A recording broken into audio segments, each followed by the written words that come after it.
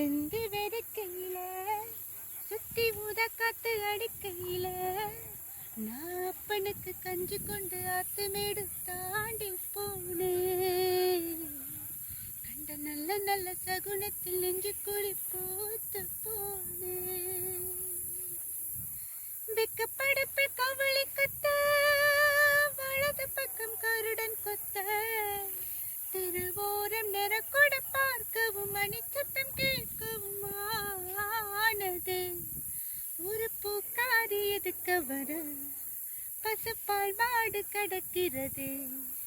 இனி என்னாகுமோ ஏதாகுமோ இந்த கிறுக்கி வழியில் தெய்வம் புகுந்து வரம் தருமோ.